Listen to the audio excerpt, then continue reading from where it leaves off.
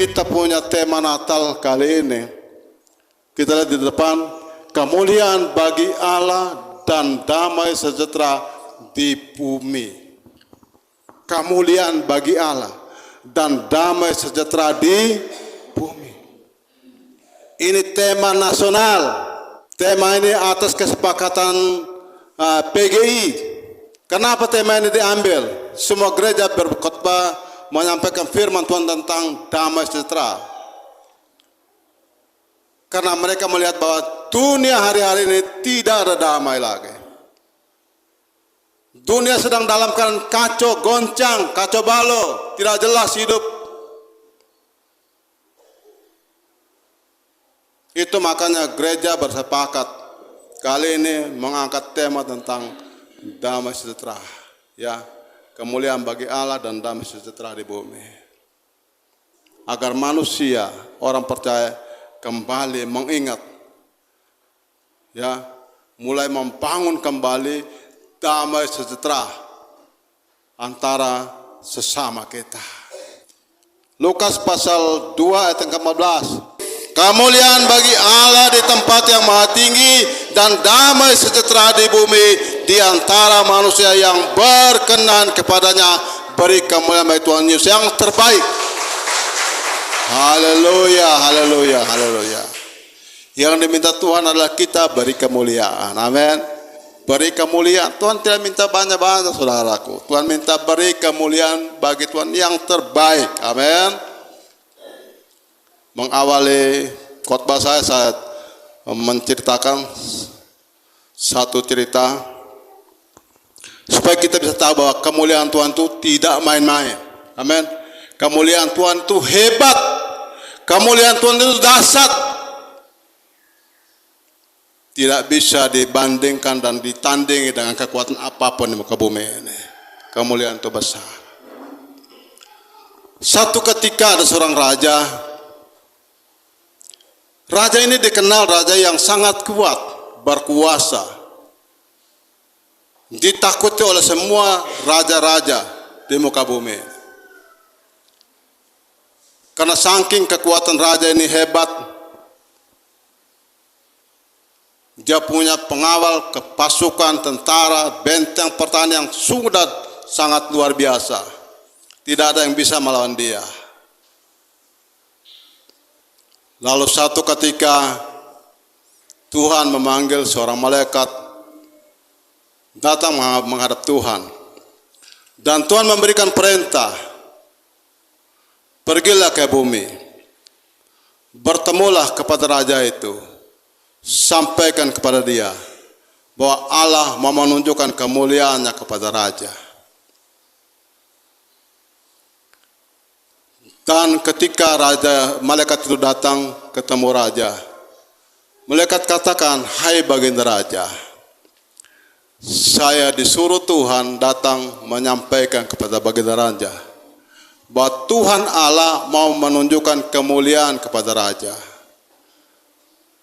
Lalu kemudian raja berpikir, untuk apa lagi kemuliaan Tuhan? Saya kan raja yang berkuasa. Saya kan raja yang ditakuti. Lalu kemuliaan apa lagi yang Tuhan mau tunjukkan sama saya?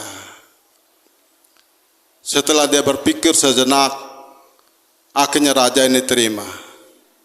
Raja mengatakan, baiklah, silakan Tuhan menunjukkan kemuliaannya. Lalu malaikat Tuhan ini pergi lagi ke salah seorang petani di ladang. Malaikat datang bertemu dengan petani dan malaikat Tuhan katakan bahwa, hai Pak Petani,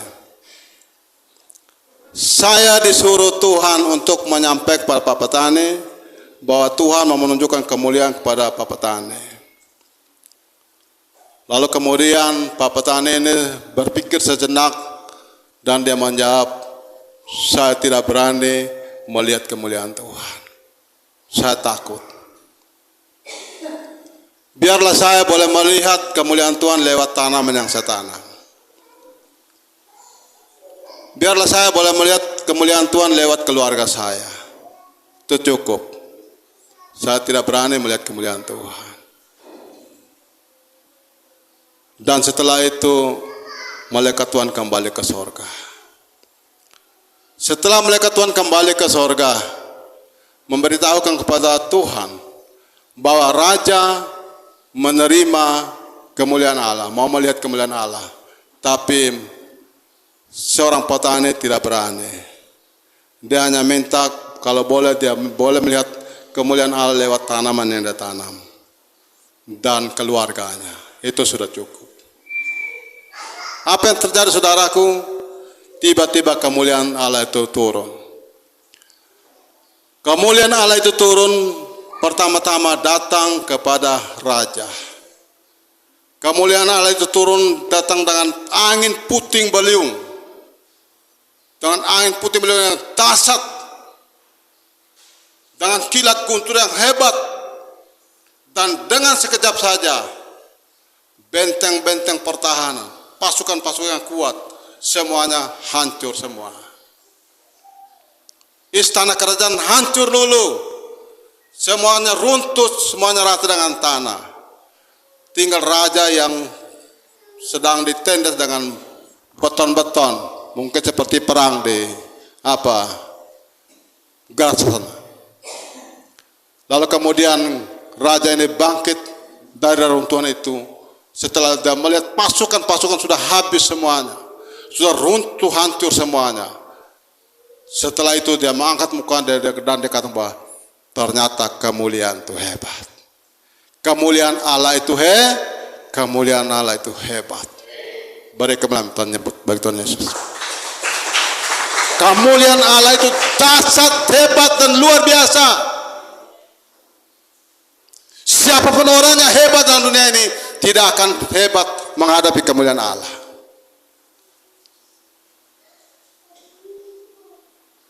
Dan setelah itu kemuliaan Allah turun pada petani. Dalam tahun itu petani yang selama ini dia punya hasil panen selalu nihil, tidak berhasil. Tapi dalam tahun itu dia punya hasil panen semuanya berlimpah-limpah. Bahkan keluarganya mereka bersuka cita, bersukaria melihat keluarganya di bawah Tuhan selalu kuat, sehat selalu. Itulah orang yang menghormati kemuliaan Allah. Amin. Seorang petani mengalami kemuliaan Allah, yaitu tanaman dia tanam, hasil tanaman selama ini tidak pernah berhasil, tapi pada saat itu hasil tanaman melimpah-limpah. Keluarganya sehat-sehat semuanya, mereka bersuka cita. Dia melihat keluarganya kuat sehat. Saya mau kasih tahu, hari ini jemaat Tuhan di tempat ini sedang melihat kemuliaan Allah lewat keluarga. Amin. Pemeliharaan Tuhan selama 1 tahun itulah kemuliaan Allah. Kehebatan Allah, kebaikan Allah. Seringkali kita menganggap itu sepele. Padahal keluarga kita masih kuat, itulah kemuliaan Allah. Amin. Kehadiran Allah dalam keluarga kita. Kehadiran Allah dalam usaha kita. Kehadiran Allah dalam pekerjaan kita. Kehadiran Allah dalam hidup kita, itulah kemuliaan Allah. Tapi kalau orang menganggap tentang kemuliaan Allah, akan menghadapi hidup seperti raja ini. Saudara, hari-hari ini banyak orang menganggap remeh dengan kemuliaan Allah. Berapa banyak orang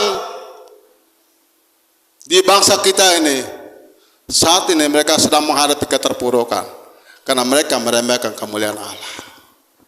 Ketika mereka sudah mempunyai kedudukan, jabatan, punya kekayaan, mereka remeh dengan kebaikan Tuhan. Mereka sudah mulai lupa dengan kebaikan Tuhan. Apa yang terjadi? Runtuh kembali. Amin. Runtuh. Seharusnya semakin kita diberkati Tuhan, semakin kita dipulihkan Tuhan, semakin kita dikasih kepercayaan, kedudukan, jabatan, kekayaan, kehormatan, kita harus semakin memuliakan nama Tuhan. Amin. Itulah cara Tuhan. Cara Tuhan membuatnya kita supaya kita bisa memuliakan nama Tuhan. Amin. Itu dengan cara itu. Murid-murid Tuhan tidak akan bisa mereka memuliakan nama Tuhan kalau mereka tidak melihat kejadian yang hebat. Amin. Salah satunya adalah para rasul. Para rasul, murid-murid Tuhan, mereka bekerja keras sepanjang malam. Mereka tidak mengalami keberhasilan, ikan mereka tidak dapat. Tapi ketika Tuhan masuk dalam perahu mereka dan suruh mereka mendayung tambah ke tengah laut, dibuang jalannya. Mereka mendapatkan ikan yang begitu banyak. Itulah mereka memuliakan nama Tuhan. Amin. Jadi apa yang kita hadapi saat ini, alami saat ini, sebetulnya cara Tuhan untuk kita memuliakan nama Tuhan. Itu cara Tuhan, maunya Tuhan. Amin. Kita harus bisa memuliakan nama Tuhan apa? Lewat apa? Lewat apa yang Tuhan buat dalam setiap kehidupan kita. Hari ini menjadi satu perenungan pribadi kita. Kalau kita masih ada kuat, sehat, sukacita, itu cara Tuhan memakai hidup kita untuk memuliakan nama Tuhan. Amin. Memuliakan nama Tuhan. Itu cara Tuhan, maunya Tuhan. Memuliakan nama Tuhan. Kenapa? Karena kemuliaan Tuhan itu sangat dahsyat, saudaraku. Tuhan bisa mengerjakan sesuatu yang kita tidak pernah pikir, itu yang Tuhan kerjakan. Amin. Yang kita tidak pernah pikirkan, itu yang Tuhan kerjakan dalam hidup kita. Tujuan apa? Tujuan agar hidup kita boleh memuliakan nama Tuhan. Amin. Kemuliaan bagi Allah di tempat yang tinggi dan damai sejahtera bagi semua umat manusia di bumi. Bagi kita. Itulah kemuliaan Allah. Ya. Jadi saya memberikan ilustrasi tadi itu menunjukkan bahwa kita mulai belajar bahwa Allah kita punya kuasa kemuliaan hebat. Kita tidak pernah akan menjadi orang yang menyesal, kecewa ketika kita ada di dalam hadirat Tuhan. Kita akan menjadi orang yang bangga punya Allah, yang punya kuasa kemuliaan Allah yang tertinggi. Dia akan menyertai dalam setiap kehidupan kita. Amin. Bapak Andi bersama dengan ibu dan anak-anak, itulah melihat kemuliaan Allah. Amin. Dulu hanya 2 orang sendiri yang datang, tapi kenapa sekarang banyak orang yang ada di situ? Itu kemuliaan Allah. Amin. Itu cara Tuhan menunjukkan kemuliaan bagi 2 orang, agar kita semakin memuliakan nama Tuhan ketika Tuhan mengerjakan segala sesuatu di tengah-tengah kehidupan kita. Setiap saya mengikuti kesaksian-kesaksian, itu adalah cara Tuhan. Tuhan memakai hidup kita menjadi hidup yang bisa memuliakan nama Tuhan. Amin. Jangan pasif dengan Tuhan. Jangan acuh tak acuh masa bodoh dengan Tuhan. Jangan cuek dengan Tuhan. Tapi hidup kita hari ini ada kuat sehat karena itu cara Tuhan untuk kita dipakai Tuhan untuk memuliakan nama Tuhan, meninggikan nama Tuhan. Amin. Karena kemuliaan itu adalah milik Tuhan, bukan milik kita. Milik Allah. Amin. Di dalam Yohanes 1 ayat 15, firman itu telah menjadi manusia dan diam di antara kita, dan kita telah melihat kemuliaannya, yaitu kemuliaan yang diberikan kepadanya sebagai anak tunggal Bapa, penuh kasih, karunia dan kebenaran. Beri kemuliaan Tuhan Yesus. Itulah kemuliaan. Kemuliaan itu diberikan Bapa. Amin. Bagi orang percaya, bukan hanya diberikan pada Tuhan Yesus, tapi diberikan pada kita semua. Kemuliaan itu diberikan Tuhan bagi kita. Itulah cara Tuhan, saudara yang dikasih Tuhan. Jadi jangan menganggap apa yang kita miliki saat ini itu karena kita, itu karena kekuatan kita, karena kehebatan kita, karena kemampuan kita. Tidak. Tapi itu Tuhan mengerjakan agar kita boleh mengambil kemuliaan Tuhan untuk memuliakan nama Tuhan.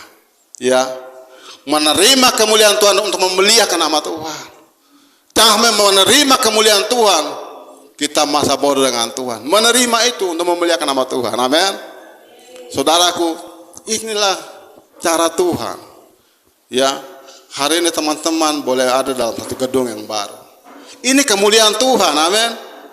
Ini kita sedang melihat kemuliaan Tuhan bekerja di tengah-tengah pengiringan dan pelayanan kita. Dan Tuhan buat ini untuk apa? Untuk kita bisa memuliakan nama Tuhan. Amin. Terima kemuliaan Allah, kembali memuliakan nama Tuhan, memuji Dia, menyembah Dia. Seperti Rasul Petrus, ketika mereka melihat betapa hebatnya Tuhan bekerja, semalam-malam mereka bekerja tidak dapat, tapi Tuhan bilang, kamu tebarkan pukatmu ke laut yang dalam. Ketika mereka menebarkan pukat itu, mereka melihat cala sampai hampir terkoyak. Mereka menarik ikannya begitu banyak. Ketika mereka melihat apa yang terjadi, mereka memuliakan nama Tuhan. Tinggalkan semuanya, amin. Mereka tinggalkan jalannya, ya. Mereka tinggalkan perahunya. Mereka kembali ikut Tuhan untuk memuliakan nama Tuhan. Jadi kalau hari ini kita terima dari Tuhan, jangan coba-coba lari ke tinggal Tuhan. Hati-hati, amin. Banyak orang bangkrut kembali karena dia terima dari Tuhan, dia lari dari Tuhan. Ya, ada satu ibu yang dari Singapura, dari Singapura, ya, baru-baru datang sini. Seorang pengusaha, ibu itu seorang pengusaha yang berhasil di Singapura. Dia bersaksi di tempat ini. Ketika dia berhasil, dia berkati Tuhan luar biasa. Dia sibuk dengan dia punya urusannya. Apa yang terjadi? Satu ketika Tuhan izinkan perusahaan itu mengalami kebangkrutan, macet. Terakhir dia punya perusahaan disita oleh pemerintah. Disita. Setelah disita semua, dia menjadi orang yang miskin. Setelah itu dia mulai bangkit dan dia mulai kembali ke jalan Tuhan. Dia datang kepada Tuhan, dia mulai rajin beribadah kepada Tuhan, dia mulai menyembah Tuhan, memuliakan nama Tuhan, dia mau sungguh-sungguh dengan Tuhan. Akhirnya dia mulai buka kembali dengan modal yang kecil. Dia mau berusaha kembali. Setelah dia berusaha kembali, apa yang terjadi? Tuhan buka jalan dan dia diberkati Tuhan. Dia diberkati Tuhan dan dia punya perusahaan dulu dia disita, sekarang dia tebus kembali. Kita beri kembali baik Tuhan Yesus. Ditebuskan kembali. Setelah ditebus kembali, saudara yang dikasih Tuhan, dia sungguh-sungguh mau memuliakan nama Tuhan. Dia tinggalkan zona nyamannya di Singapura dan dia jalan keliling, ya, sampai dia datang masuk di tempat yang dia bersaksi. Itu artinya bahwa Tuhan mengizinkan segala sesuatu terjadi agar kita boleh pakai untuk memuliakan nama Tuhan.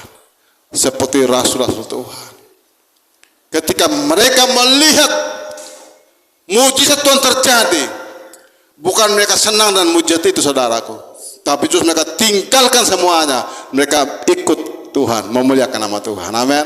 Mereka memulayani Tuhan. Oleh sebab itu kita perlu menghargai kuasa kemuliaan Tuhan. Kemuliaan Tuhan itu diberikan bagi orang percaya.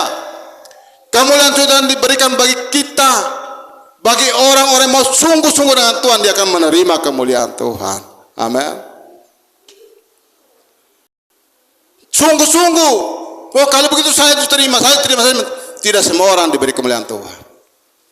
Tapi kalau orang mau sungguh-sungguh dengan Tuhan, dia akan menerima kemuliaan Tuhan. Amin. Sungguh-sungguh dengan Tuhan akan menerima kemuliaan, itu pasti. Amin, itu pasti. Tapi kalau acuh-acuh masa depan dengan Tuhan, hati-hati, kemuliaan Tuhan akan diangkat kembali. Amin, diangkat kembali. Kita akan lihat, belajar dari firman Tuhan. Ya, kita lihat orang yang hidup di dalam kebenaran, mereka akan memuliakan Allah. Dalam Yohanes 15 ayat 4 ayat 8. Yohanes 15 ayat 8. 1, 2, 3. Dalam hal inilah Bapakku dipermuliakan, yaitu jika kamu berbuah banyak, dan dengan demikian kamu adalah murid-muridku. Beri kemuliaan bagi Tuhan Yesus. Apa yang Tuhan buat dalam hidup kita, keberhasilan ini, cara Tuhan untuk kita memuliakan nama Tuhan. Kalau kita berbuah banyak, amin, sungguh-sungguh dengan Tuhan, ya, sungguh-sungguh dengan Tuhan. Sebelum kita memberikan kemuliaan bagi Allah, terlebih dahulu kita harus menerima kemuliaan dari Allah, karena kemuliaan itu milik Allah yang diberikan Allah kepada anak-anaknya, yaitu orang percaya. Roma 3:23, karena semua orang telah berbuat dosa dan telah kehilangan kemuliaan Allah. Amin. Berbuat dosa, kehilangan kemuliaan Allah. Itu karena dosa. Kemuliaan Allah diambil dari kita. Kenapa? Karena kita berdosa terhadap Tuhan. Kalau kita mau sungguh-sungguh pada Tuhan, kita akan keterima kembali kemuliaan Allah. Amin. Saya orang berdosa, saudaraku. Ya. Di sini mungkin sebagian besar belum kenal saya pun latar belakang. Karena saya orang berdosa. Saya tidak mengenal Tuhan. Hidup dalam dosa, hidup dalam kejahatan. Itu makanya kemuliaan Allah itu diambil dari saya. Amin. Diambil dari saya. Karena saya berdosa. Nah, bagaimana cara supaya saya bisa mengambil kembali kemuliaan Allah yang sudah terambil dari saya? Saya harus kembali kepada Tuhan. Amin. Kembali kepada Tuhan, hidup dalam Tuhan, taruh seluruh hidup pada Tuhan, tinggal semuanya ikut Tuhan. Amin. Kemuliaan itu akan diambil kembali. Ya, kemuliaan itu kita akan menerima kembali. Ya, kita terima kembali kemuliaan Allah. Ya, karena apa? Karena kemuliaan itu sudah diambil dari hidup kita karena kita berdosa. Ya, kita menyakiti hati Tuhan. Tadi pagi kami masih membaca firman Tuhan. Bagaimana ya bangsa Israel melakukan hal yang jahat di mata Tuhan. Orang-orang Yehuda melakukan hal yang jahat di mata Tuhan. Maka dikatakan bahwa Tuhan mengangkat kembali kemuliaannya. Dan semua diperintahkan Tuhan untuk membunuh dan menghancurkan kembali bangsa Israel dengan orang-orang Yehuda. Karena mereka melakukan hal yang jahat. Kemuliaan Tuhan diangkat kembali. Kita akan melihat firman Tuhan. Makanya kita perlu sungguh-sungguh dengan firman Tuhan. Bergaul dengan firman Tuhan. Hidup dalam firman Tuhan. Mendengarkan firman Tuhan. Responi firman Tuhan. Sungguh-sungguh dengan firman Tuhan. Kita akan mengerti banyak maksud Tuhan atas hidup kita. Ya.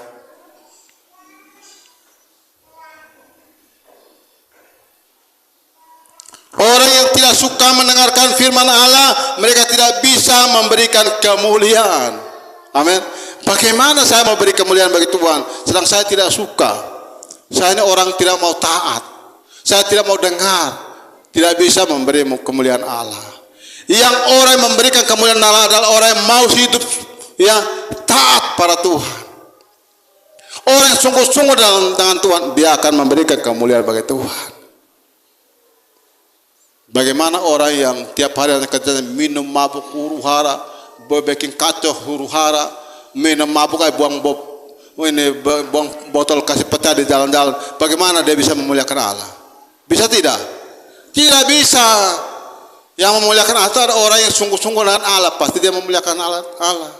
Seperti murid-murid itu, kalau mereka tinggalkan semuanya, mereka ikut Tuhan, mereka pasti memuliakan Allah. Ya. Kita lihat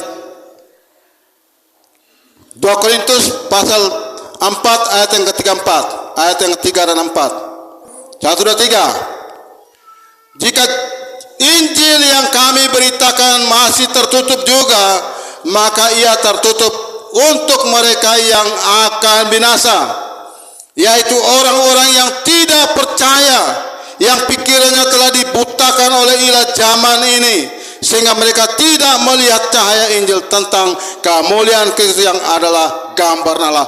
Beri kemuliaan Yesus. Orang yang masihnya hatinya tertutup, hidup dalam dosa, hidup dalam kejahatan, dia tidak bisa memuliakan Allah. Orang yang memuliakan Allah adalah orang yang sungguh-sungguh dengan Allah, menyerahkan hidupnya total dengan Tuhan. Itulah yang dia memuliakan Allah, dan itu dia akan melihat bagaimana Allah bekerja dengan tengah-tengah kehidupannya. Banyak orang melakukan hal yang jahat, tapi bagaimana dia memuliakan Allah? Ada ketentuannya, ada syarat-syaratnya. Ya, ada syarat-syaratnya. Mulai hari ini kita mau belajar bagaimana saya menjadi orang yang pantas bisa mengambil kesempatan yang diberikan Tuhan untuk memuliakan nama Tuhan. Amin. Kalau begitu pertanyaannya, bagaimana cara saya bisa memuliakan Allah? Amin. Oh, kalau begitu bagaimana cara saya bisa memuliakan Allah? Caranya gampang, ikuti Tuhan punya mau. Amin. Caranya gampang. Bagaimana caranya supaya kita bisa memuliakan Allah? Yang pertama, kita perlu ada perjumpaan dengan Allah. Amin. Ada perjumpaan dengan Allah. Ya. Sehingga kita bisa memuliakan nama Tuhan seperti murid-murid Tuhan. Ada perjumpaan pribadi dengan Tuhan. Ya. Yang kedua, mau tinggalkan segala sesuatu dan ikut Yesus, mereka akan memuliakan Allah. Orang yang mau memuliakan Allah, mereka yang pertama adalah mereka mau sungguh-sungguh dengan Tuhan, ada perjumpaan dengan Tuhan. Yang kedua, mau tinggalkan segala sesuatu seperti murid-murid Tuhan. Mereka mau tinggalkan segala sesuatu. Mereka mau ikut Tuhan, seperti Rasul-Rasul Tuhan. Lukas pasal 5 ayat yang 10 dan 11. Cepat-cepat ya. 1, 2, 3. Demikian juga Yakobus dan Yohanes, anak-anak Zebedeus, yang menjadi teman Simon. Kata Yesus kepada Simon, jangan takut, mulai dari sekarang engkau akan menjala manusia. Dan sesudah mereka menghela perahu-perahunya ke darat, mereka pun meninggalkan segala sesuatu lalu mengikut Yesus. Beri kemuliaan Tuhan Yesus. Meninggalkan semuanya. Amin. Setelah mereka mendapatkan itu, mereka tinggal semuanya, mereka ikut Tuhan. Itulah orang-orang meresponi dan mau kembali untuk memuliakan nama Tuhan. Ya, kita mau sungguh-sungguh dengan Tuhan. Kita mau lebih dekat dengan Tuhan. Ya, jangan pernah kita takut untuk melakukan kebaikan dan kebenaran. Karena hanya dengan itu kita bisa memuliakan nama Tuhan. Ya, hal yang kedua, tadi kita bahas tentang kemuliaan Allah. Yang kedua tentang Raja Damai. Tentang damai, amin. Jadi kita bahas pertama tentang kemuliaan, yang kedua tentang damai. Ya, Yesus lahir di kandang Bethlehem adalah bentuk kerendahan dan bentuk kesederhanaan dan kerendahan hati, taat pada perintah Bapaknya. Yesus lahir di dalam kandang Bethlehem. Kira-kira ada damai tidak? Kira-kira, contoh kecil saja. Kira-kira Presiden Jokowi datang ke Tambuah dan dia akan tidur 1 malam di Tambuah. Lalu dikasihlah 1 gubuk kecil. Kira-kira ada damai ke tidak? Ini pembesar.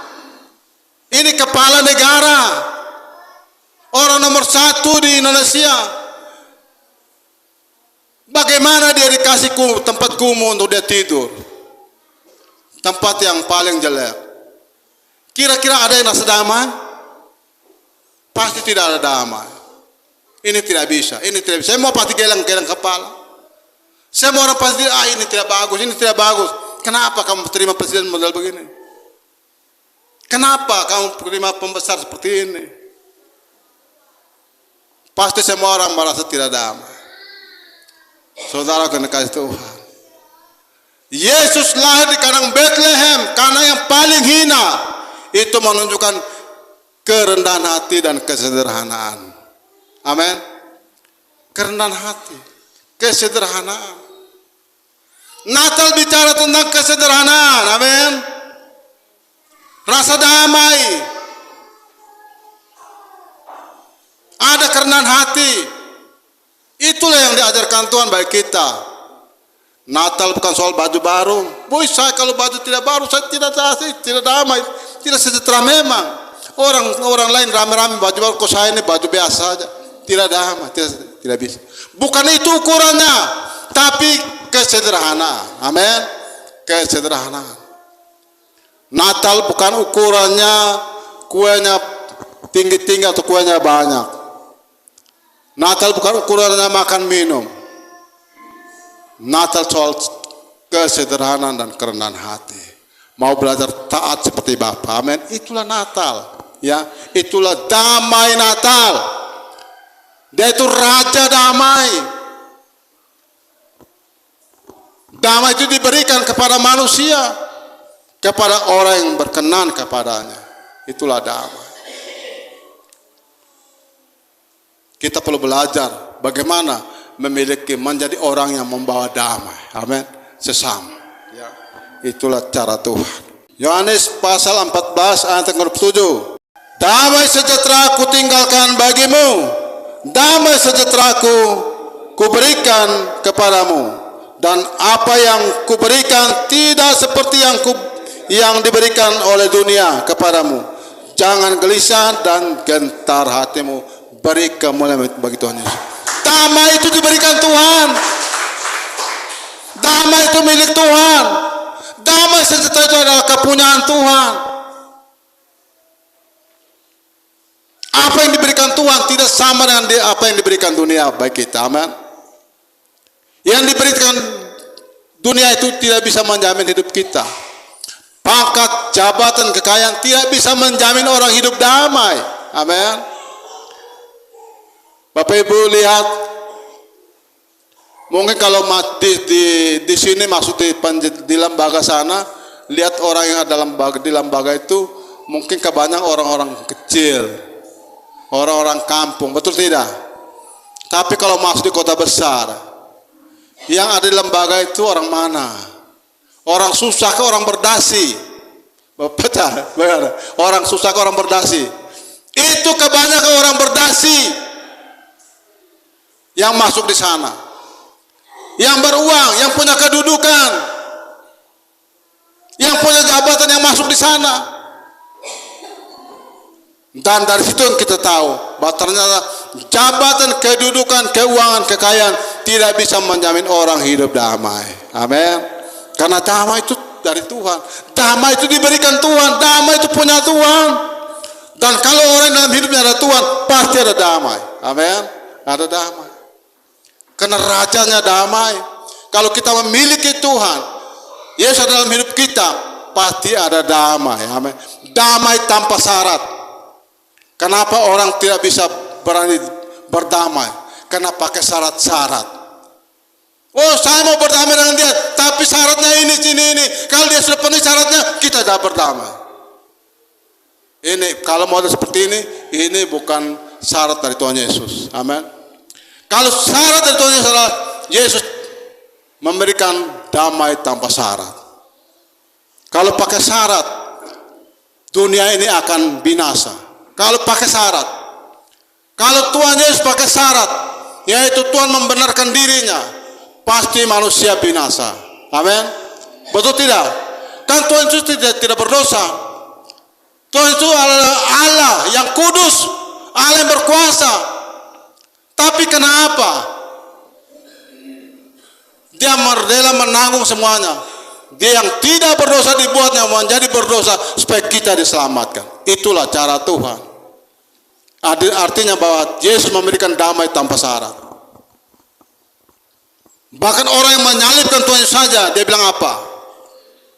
Ya Bapa, ampun mereka, sebab mereka tidak tahu apa yang mereka perbuat. Itulah damai tanpa syarat. Kalau kita sebagai anak Tuhan, hari ini kita mau katakan, saya akan memberikan damai tanpa syarat. Amin. Damai tanpa syarat. Itulah orang percaya. Dan kalau kita memberikan damai tanpa syarat kepada seseorang, artinya kita sedang memuliakan nama Tuhan. Amin. Itu maksud Tuhan yang sangat terindah buat kita. Kalau kita mau menerima damai dari Tuhan. Oh, saya ini milik Tuhan Yesus. Saya kenal Tuhan Yesus. Memang kita kenal Tuhan Yesus. Tapi wujud orang yang kenal Tuhan Yesus adalah memberikan damai bagi sesama. Amin. Berdamai bagi sesama. Seringkali orang susah berdamai, baku marah sampai mati-matian, keluarga kandung sampai mati-matian, sampai saudaranya meninggal, yang lain baku nonton. Kenapa? Mereka baku marah sampai mati-matian. Ini artinya orang yang tidak punya damai. tidak punya Yesus, tidak ada Yesus dalam hidupnya. Bagaimana orang semua meninggal juga masih marah terus.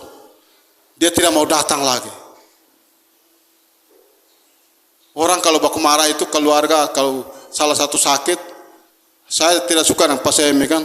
Saya tidak suka karena pasien ini buat onar terus dengan saya terus. Saya tidak suka. Tapi kalau pasien sakit, saya tidak akan mundur lagi, saya pergi. Amin. Melalui sakit ini kita berdamai. Mudah-mudahan dengan ini dia boleh sembuh kembali. Amin. Ini orang yang dalam Tuhan. Bagaimana kok kalau kita bilang saya ini milik Tuhan, tapi tidak mau berdamai dengan sesama. Yesus adalah Raja Damai. Dia sudah berikan damai itu bagi kita. Kita harus melanjutkan damai itu bagi sesama. Berdamai bagi keluarga, sesama keluarga, tetangga. Ya, kita perlu berdamai. Amin. Berdamai. Itulah wujud damai yang diberikan Tuhan bagi hidup kita. Damai sejahtera aku tinggalkan bagimu, damai sejahtera aku berikan kepadamu, dan apa yang kuberikan tidak seperti yang diberikan oleh dunia kepadamu. Jangan gelisah. Amin. Uang, harta, jabatan tidak ada, ya tidak penting saudaraku. Yang penting adalah damai. Ya, seringkali kita mengukur orang dengan segala apa yang kita miliki. Saudaraku, coba lihat di jalan. Ada orang-orang gila. Ada orang gila yang satu tukang pikul ini, jalan dia pun bantal juga pikul, dia pun tas dipikul. Coba bayangkan, kita duduk merenung, dia mungkin seperti itu, tapi ada damai saudara. Amin. Ada damai. Daripada begitu banyak orang yang punya jabatan, tidak ada lagi sekarang mereka damai.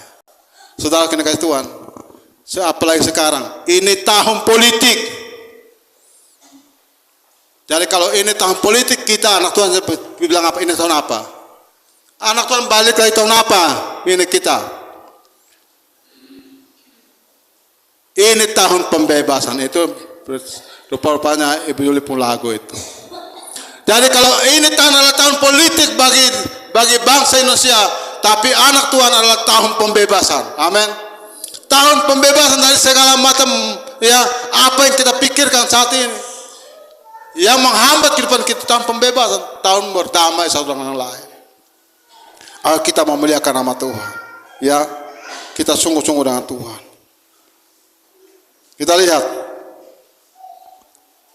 Kita lihat di Filipi 4:7 ayat yang 7.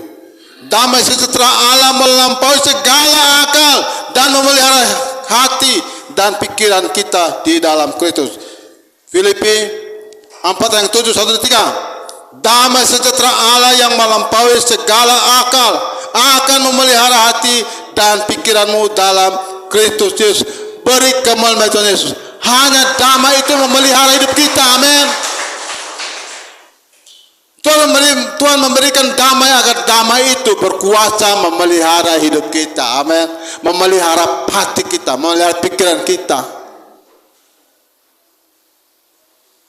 Maka Tuhan bilang apa? Apa yang diberikan bagi kita tidak sama dengan dunia berikan. Dan ternyata ini benar. Orang yang punya uang banyak tidak menjamin, tidak bisa memelihara hatinya, saudaraku. Tidak bisa memelihara hidupnya. Tapi damai yang diberikan Tuhan memelihara hati kita, memelihara hidup kita. Itu damai.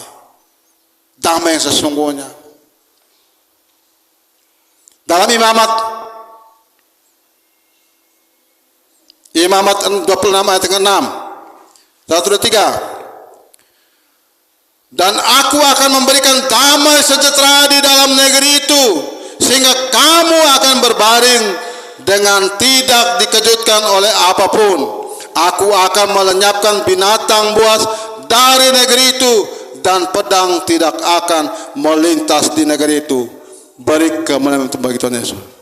Saudara yang dikasih Tuhan, kalau Belu ini kacau, apakah ada damai? Belu ini tiba-tiba ada kerusuhan, apakah ada damai? Tidak. Tapi Tuhan membuat Belu ini damai agar kita mengalami kesejahteraan. Amin. Agar kita bisa sungguh-sungguh ada dalam damai yang diberikan Tuhan. Yang membuat Belu ini damai bukan manusia, tapi Tuhan yang memberikan damai di Belu ini. Tuhan yang menjauhkan Beluin dari segala serangan, kekacauan, bahkan pedang, kerusuhan, agar manusia di Beluin menjadi manusia yang damai. Saudaraku, coba lihat di sekarang. Kalau kita melihat dunia sedang bergelora dengan persoalan, gelora dengan masalah, penderitaan, kesulitan. Itu kenapa? Karena perang, saudara. Perang mengakibatkan banyak penderitaan terjadi, korban juga terjadi. Kenapa? Karena tidak ada damai. Israel dengan Palestina sampai hari ini. Bahkan perang akan semakin meluas dengan beberapa negara lain akan campur tangan dalam peperangan itu. Maka tidak akan ada damai, yang ada adalah penderitaan.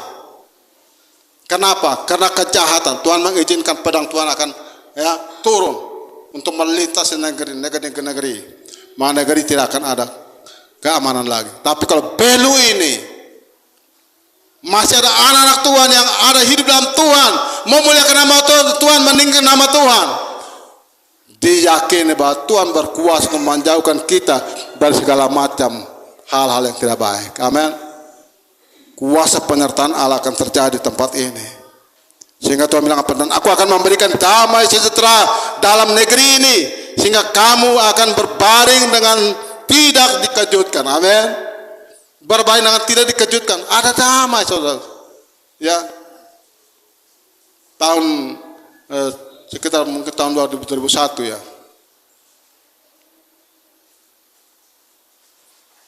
Ada masalah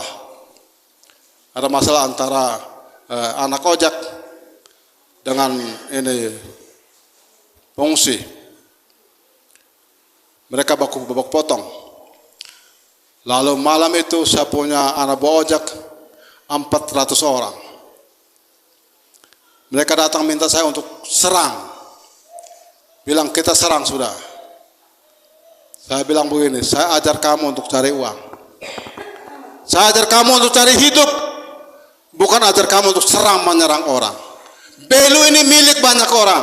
Amin. Belu ini milik banyak orang. Jangan sampai kena perbuatan kita, orang lain yang tidak tahu masalah jadi korban. Jadi kamu pulang. Setelah mereka pulang, besok saya membentuk tim, 3 tim. 1 tim menghadap Bupati, 1 tim menghadap BPR, 1 tim menghadap Kapolres. Hari itu kami selesaikan dan rem turun. Selesaikan, amin. Supaya apa? Belu ini aman. Dan waktu kejadian kerusuhan, saudara tahu, banyak dealer-dealer menangis. Terlebih dealer Suzuki, dia pun direkturnya menangis. Ketemu kami, bilang, Bapak bagaimana? Ini kami punya motor sudah ribuan keluar. Nah kalau sudah terjadi seperti ini macet semua. Motor-motor mau dibawa kemana semua ini? Mereka minta kita untuk selesaikan, kami selesaikan. Dalam waktu 1 hari saja, kami selesaikan semua. Aman kembali, amin. Kenapa? Karena ada campur tangan Tuhan, ada orang-orang percaya dalam kota ini. Tuhan menjauhkan semuanya daripada segala hal yang tidak baik. Itulah Tuhan memberikan damai bagi kita. Sebagai anak Tuhan kita perlu ada dalam damai. Ya, kita mau sungguh-sungguh ada dalam Dia. Orang yang tidak hidup dalam Tuhan, damai itu akan diambil, lalu mereka akan jadi baku bunuh kembali. Orang yang tidak dalam Tuhan, damai itu diambil. Nah kalau damai itu diambil dari Tuhan, maka terjadi peperangan. Amin. Percaya tidak percaya, tapi sekarang sudah terjadi. Amin. Sudah terjadi. Ya, sudah terjadi. Kita lihat. Ya.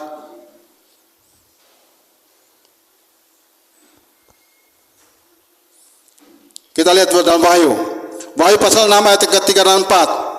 Wahyu pasal 6 ayat yang ke-3 dan 4. 1, 2, 3. Dan ketika anak domba itu membuka meterai yang kedua, aku mendengar makhluk yang kedua berkata, mari, dan majulah seekor kuda lain, seekor kuda merah, padam, dan orang yang menungganginya dikaruniakan kuasa untuk mengambil damai sejahtera dari atas bumi, sehingga mereka saling membunuh, dan kepadanya diberi dikaruniakan sebilah pedang yang besar. Saudara ingat baik, sekarang sudah terjadi. Firman Tuhan itu iya dan amin. Amin.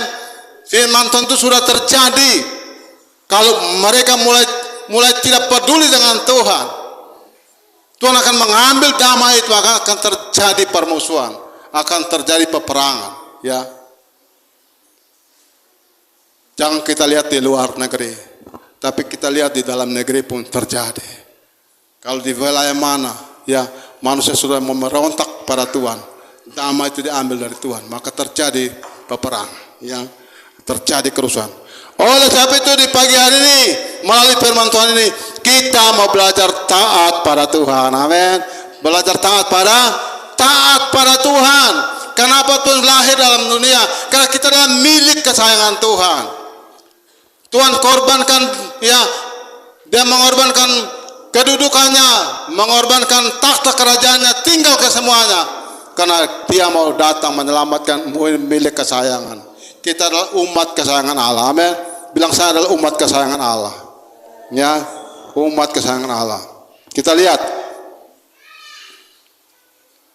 dulu dalam Yeskiel pasal 9 ayat yang ke-6. Yeskiel pasal 9 ayat yang ke-6. Ayat 23. Orang-orang tua, taruna-taruna dan dara-dara, anak-anak kecil dan perempuan-perempuan, bunuh dan musnahkan. Tetapi semua orang yang ditandai dengan huruf T itu jangan singgung. Dan mulailah dari tempat kudusku. Lalu mereka mulai dengan tua-tua yang berada di hadapan bait suci, beri kemuliaan bagi Tuhan Yesus. Semua dihancurkan, tapi yang sudah ditandai dengan huruf T di dahinya jangan disinggung. Amin. Saudara masih ingat baru-baru COVID-19? Dia tidak pandang kau kaya, miskin, cantik, pintar, bodoh, jelek. Tidak ada, dia lipat semuanya. Tapi hari ini saudara dan sama saya ada, rupa-rupanya ada tanda huruf T di dahi kita. Dilebatkan. Kalau kita masih ada ini karena huruf T. Jadi harus belajar. Huruf T adalah tanda keselamatan. Jangan disinggung orang yang sudah punya tanda huruf T. Amin. Ketaatan, keselamatan. Tuhan mau datang, ya. Tuhan datang. Dia memberikan satu tanda bagi kita, huruf T, tanda keselamatan. Begitu banyak orang, banyak korban jiwa akibat COVID, tapi semua kita masih ada hari ini. Harus bersyukur, bertanya sama Tuhan, apakah Tuhan, saya juga termasuk ada tulisan huruf T di dahi saya. Kenapa semua orang mengalami, tapi saya selamat? Ini ada huruf T. Mari kita lihat dari huruf T. Ketaatan Tuhan Yesus, semua orang menjadi orang benar. Yesus datang, ya, mau memberikan tanda bagi kita bahwa melalui T taatnya kita dibenarkan kembali. Ya, di dalam Roma 5:19, jadi sama seperti oleh ketidaktaatan satu orang, semua orang telah menjadi orang berdosa. Demikian pula oleh ketaatan satu orang, semua orang menjadi orang benar. Beri kemuliaan bagi Tuhan Yesus. Yesus taat. Dia lahir ke dalam dunia ini bentuk ketaatan. Amin. Karena dia taat pada bapaknya. Kalau bapaknya bilang kau lahir di kandang Betlehem, dia taat. Amin. Coba kalau minta Tuhan sendiri pilih, pada pilih di rumah sakit. Tapi tidak, Tuhan Bapaknya sudah atur dia bahwa kau harus lahir di kandang yang paling hina. Itu bentuk ketaatan, taat. Sebagai anak dia taat pada bapaknya, sebagai anak kita taat pada Tuhan Yesus. Amin. Kita taat berdamai, taat membawa damai, taat menyebarkan damai. Itu Tuhan mengingatkan kita, ya, taat menyebarkan damai, membawa damai bagi sama kita, ya. Orang yang taat pada Tuhan, ya, pasti dia mau berdamai dengan semua orang. Itu orang yang taat pada Tuhan. Mau berdamai. Mari kita mulai berdamai. Amin. Mari kita mulai berdamai. Kalau merasa diri bahwa dalam hidup kita ada roh ketaatan, ada tanah ketaatan, mulai hari ini pulang berdamai. Amin. Amin. Bilang saya mau berdamai. Semua yang mau berdamai angkat tangan. Iya, saya mau berdamai. Bilang saya mau berdamai. Karena saya mau taat pada Tuhan. Orang yang taat pasti selamat. Beri kami baik Tuhan Yesus. Haleluya. Haleluya. Ya. Orang yang taat pada Tuhan Yesus, mereka akan menerima janji-janji Allah. Itu taat. Amin.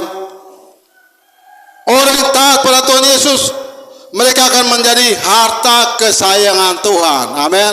Harta kesayangan Tuhan. Bilang saya ini harta kesayangan Tuhan. Saya mau ke gereja, tapi saya takut nanti ini rumah saya ini pintu kunci tidak kuat.